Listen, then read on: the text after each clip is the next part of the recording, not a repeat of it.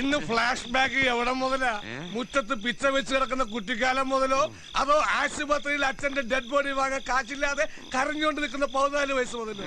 എവിടെ തുടങ്ങിയാലും ക്ലൈമാക്സിന് മാറ്റം ഉണ്ടാവും. അയാൾ പിടിച്ചാട്ടും.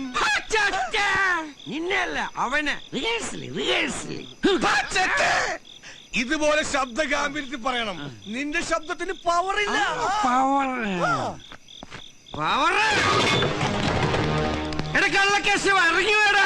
തുടക്കം കാലക്ക് മോനെ. ഓ ഇവിടെ ഇരിപ്പണ്ട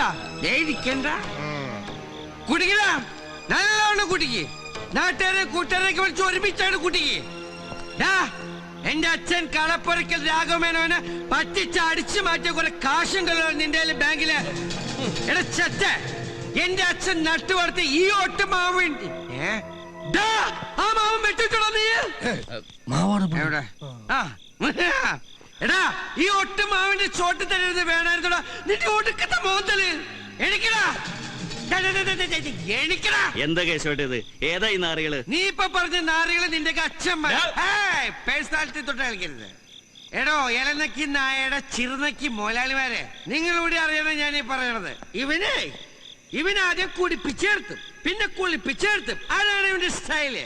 അങ്ങനെ പണ്ടെന്റെ അച്ഛനെ കുടിപ്പിച്ചും കിടത്തി പിന്നെ കുളിപ്പിച്ചും കിടത്തി. കുടുംബം വെളുപ്പിച്ചിട്ട് ഒടുക്കം അച്ഛന്റെ ലിവറും പോയി തന്തപ്പടി വഴിയായിപ്പോ തന്തപ്പടിയുടെ കൂടെ സിംഗിടേറ്റ് നടന്ന ഇവന്റെ പേരിലേ ഈ തറവാട്.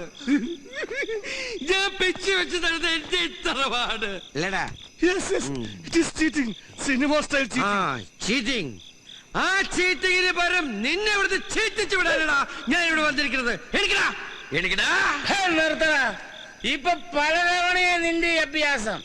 അങ്ങനെ നിന്റെ തന്തപ്പടിയെ പറ്റിച്ച് ഞാൻ ഈ തറവാടും സ്വത്തും ഒക്കെ അടിച്ചു മാറ്റിട്ടുണ്ടെങ്കിലേ നീ കൊണ്ട് കേസ് കൊടുക്ക്. കണ്ട സമ്മതിച്ച് അടിച്ചു മാറ്റി സമ്മതിച്ചവൻ തോന്നിയാസം പറഞ്ഞോളെ പോലെ എന്റെ അങ്ങനെയാണെങ്കിൽ ഞാൻ ഇപ്പൊ പോവും. പക്ഷേ ഞാൻ ഇനിയും വരും. നിന്റെ കഷ്ടപ്പൊക്കെ കാണുന്നവരെ ഞാൻ ഇനിയും വരും. നിന്റെ ചതിയില് പെട്ട് കണ്ണീര് കൈയുമായിട്ട് ഇവിടെ കലഞ്ഞു തെരിഞ്ഞ് നടക്കണ എന്റെ അച്ഛന്റെ ആത്മാവിന് ശാന്തി കിട്ടാൻ ഞാൻ ഇനിയും വരും. എന്റെ അച്ഛന്റെ ആത്മാവാണ് സത്യം. Good night. ചേച്ചി ചോറ് കുത്തി നിറച്ച് വെച്ചിട്ടില്ല. ആ പേരും പറഞ്ഞ് തിന്നാതെ പോരണ്ട. ഇത് ചേച്ചി എന്നും പറയുന്നതാ. തുറന്നു നോക്കുമ്പോ ലോഡ് ഉണ്ടാവും ചെയ്യും. കണ്ടേ എന്നാ പിന്നെ മൂക്കിത് മൂക്കിന്റെ മേലെ തൊട്ടൂടായിരുന്നോ? നിന്റെ മുഖം തെളിയാത്ത എന്താന്ന് എനിക്കറിയാം. എന്തിനാ സെക്കൻഡ് ഹാൻഡ് ആക്കുന്നത്? കുറിക്കാശ് കിട്ടി നമുക്ക് പുതിയ കമ്പ്യൂട്ടർ തന്നെ വാങ്ങിക്കാം.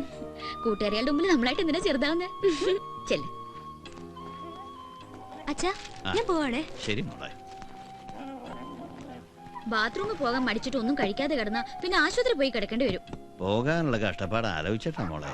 ആ കഷ്ടപ്പാട് കുറയ്ക്കാനല്ലേ ഇതുവരെ ഇവിടെ വാങ്ങിച്ചു വെച്ചിരിക്കുന്നത്. ഇത് അതൊന്നുമല്ല, ഇത്രയും മടി കൂടിയിട്ട് പച്ചന്. വായിട്ട് കീറണ്ട, നിനക്കുള്ള ഭക്ഷണം എടുക്കണ്ട്. മനീഷക്കൊരാളെ ഞങ്ങൾ എത്തി മോളെ. ഞാൻ കേട്ടു സൈറൻ. എടാ കുട്ടാ ഒന്ന് കേറിട്ട് പോടാ. ചായ കുടിക്കാനായിരിക്കും. കടിക്കാൻ വല്ലതും കാണുമോ? പട്ടിയുണ്ട്. എങ്ങനെയുണ്ട് കലാകാരനാ കിടന്നുള്ള അഭിനയൊക്കെ? ഒരു അവാർഡിന്റെ കുറവുണ്ടല്ലേ? കുഴപ്പമില്ല, നമുക്ക് പേ അവാർഡിലേക്ക് മാറാം. പക്ഷെ ക്യാഷ് അവാർഡ് കുറച്ച് ഇറക്കേണ്ടി വരും. നിന്റെ ഈ ഹ്യൂമർ ടച്ചുള്ള ഡയലോഗ് കേൾക്കാൻ വേണ്ടിട്ടാ ഒന്ന് കേറിട്ട് പോവാൻ പറഞ്ഞേ. അച്ഛനൊന്ന് പിടിച്ചു നടക്കാനുള്ള ആവത് ഉണ്ടായിരുന്നെങ്കിൽ വല്ല ആശുപത്രി സീനിലെങ്കിലും കൊണ്ട് കിടത്തായിരുന്നു.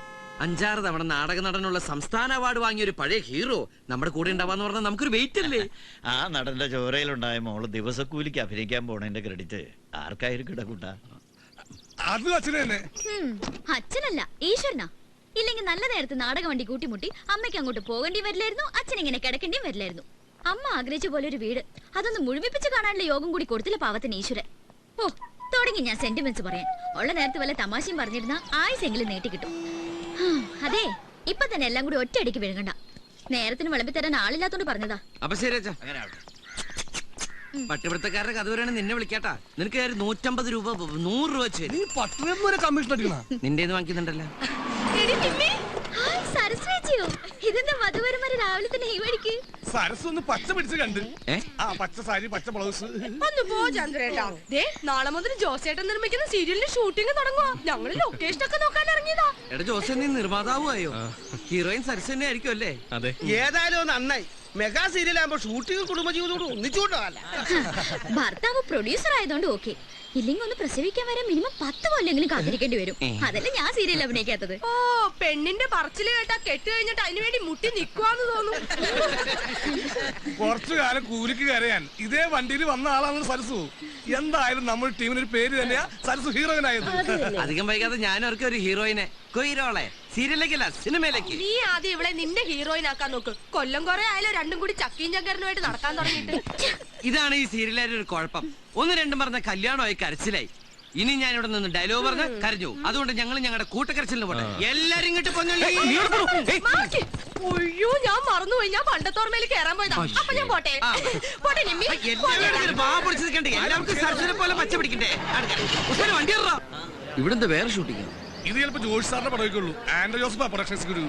ഇതെന്താ റോസ്മാനെ വണ്ടി ഇങ്ങോട്ട് തിരിയണത്? ഇത് കോളേജല്ലേ? അതെ, തേവര കോളേജ്. ഇവിടെയാ ലൊക്കേഷൻ. നിന്നോട് ആര് പറഞ്ഞു? Production manager. എന്നിട്ട് അതെന്താ നീ എന്നോട് പറയാഞ്ഞേ? അതിനെന്നോട് ചോദിച്ചാ. സീമാറിന്ന തോന്നണേ. തള്ളമാർക്കും തന്നമാർക്കൊക്കെ ഇന്നത്തെ കൂലിയട്ടവണ ലക്ഷണമുണ്ട്. എന്തായാലും നമ്മുടെ കൂട്ടത്തിലുള്ള കോളേജ് കുമാരന്മാരും കുമാരിമാരൊക്കെയാണെന്നാണ് ഇറങ്ങിയ. കോളേജുമാരായിട്ട് ഞാൻ അടിച്ചു വിളിക്കും. ഒരു ചായ നീ എന്താ ഇറങ്ങാത്ത? ഞാനില്ല, ഇത് രാജി പഠിക്കുന്ന കോളേജാ.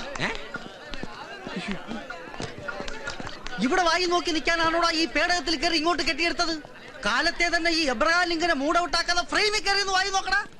അതല്ല ലിംഗ സാറേ, സാർ ഇന്നലെ പറഞ്ഞത് ആശുപത്രിയിലെ വിഷമത്തെ ദുരിതത്തിന്റെ കണ്ടിന്യൂറ്റി ആണെന്നല്ലേ? എന്നാ ആ കണ്ടിന്യൂറ്റി മാറി കോളേജിൽ വില്ലന്റെ ഇൻട്രഡക്ഷൻ ആക്കി. എന്താ നിന്നെ പോലെ കൂലിക്ക് ഞണ്ണാൻ വരുന്ന ഊച്ചാളികളോട് ഇതൊക്കെ നേരത്തെ ചാർട്ട് ചെയ്ത് ബോധിപ്പിച്ചാലേ നീയൊക്കെ പണിയെടുക്കൂ.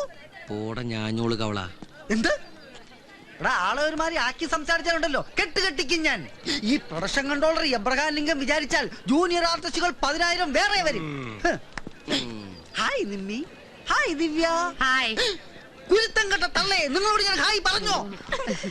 എന്താടോ ഇത്? ഇവിടെയാണ് ഷൂട്ടിംഗ് നടക്കണേ. അവിടെയല്ലേ? വേഗം ഒന്ന് ബാക്ക്ഗ്രൗണ്ടിൽ അങ്ങോട്ടല്ല ഇങ്ങോട്ട്. രമേശ, ഈ കുട്ടി കൊള്ളാം. ഇവിടെ ഹീറോയിന്റെ കൂടെ നിർത്തി.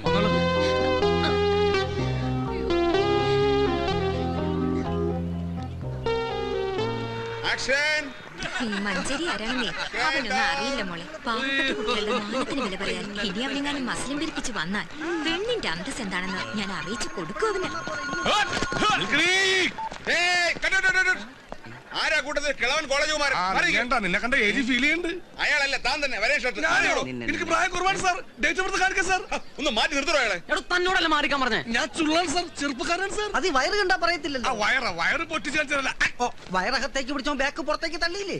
ഈ വയറകത്തേക്ക് പിടിക്കുമ്പോ ബാക്ക് പുറത്തേക്ക് തള്ളുന്ന ഒരു രോഗമാണ്. അതിനുള്ള ചികിത്സ ഞാൻ ബാക്കിൽ തരാം. ബാക്കിൽ എവിടെയെങ്കിലും പോയി പാസിങ്ങിന് നിൽക്കണോ? ഞാൻ എവിടെ വേറെ നിന്നോളാം. പക്ഷേ സിനിമന്റെ ചോറ അത് ഞാൻ ഉണ്ടിട്ടേ പോകൂ.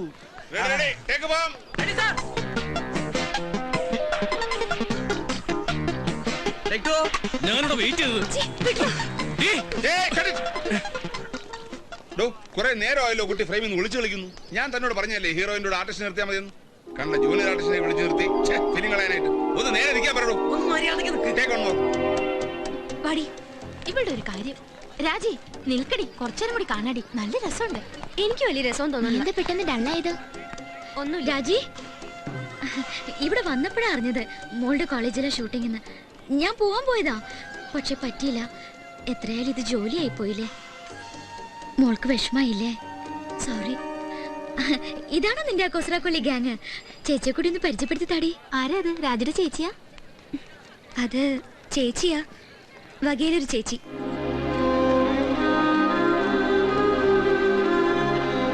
ഇവിടെ വന്ന് വായി നോക്കി നിൽക്കുക. പോയി ഹീറോയിനെ പിന്നെ ചെന്ന് നിൽക്ക്. രമേശിന് തേടെ പോയി കിടക്കാം.